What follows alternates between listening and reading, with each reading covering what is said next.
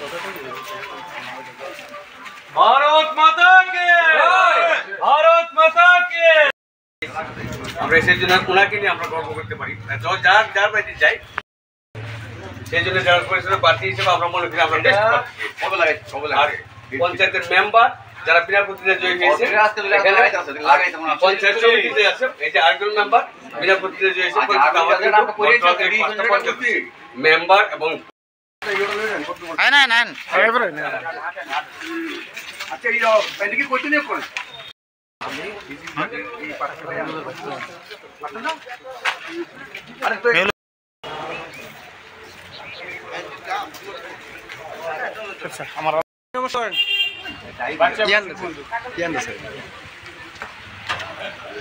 এলাকার তো সবই পরিচিত। এই নির্বাচনে আমাদের এই পঞ্চায়েতের সিংহেরপুর পঞ্চায়েতের মেম্বার প্রসাদে এখন জেলা পরিষদের নির্বাচন হবে। আমাদের জেলা পরিষদের ভারতীয় জনতা পার্টির মনোনীত প্রার্থী বিষ্ণুধন দাস, রিটায়ার্ড হেডমাস্টার, এলাকার পরিচিত।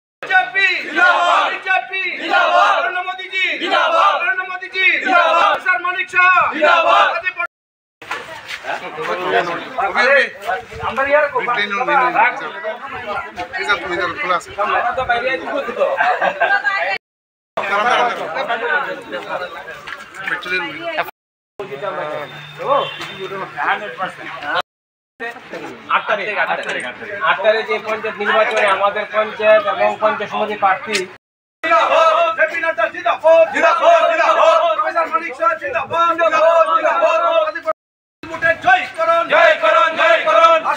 পঞ্চায়েতে ভারতীয় জনতা পার্টির মনোনীত প্রার্থীদের বিপুল ভোটে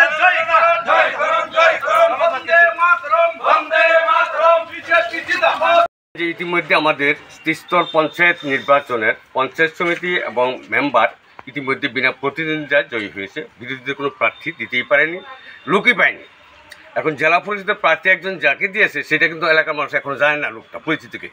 আমরা শুনেছি একজন সুমন সরকার বলে নাম, সুমন দাস, কিন্তু আমরা এই পর্যন্ত তার কোনো চেহারায় আমরা দেখি না। এলাকার জিজ্ঞেস করেন কোনো মানুষ তাকে চিনে না।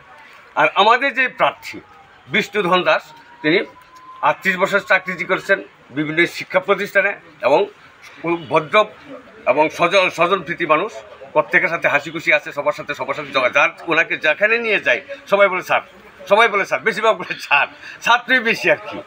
এই বিনা প্রতিনিধিত্বে জয়ী হবে শুধু এটা না, আমার মনে হয় যারা আছে বিরোধী যেটা আছে বিনা প্রতিনিধিত্বে জয়ী হবে 100% এবং উনি জামানত বাজেট পাবে, এটা আমি আশাবাদী।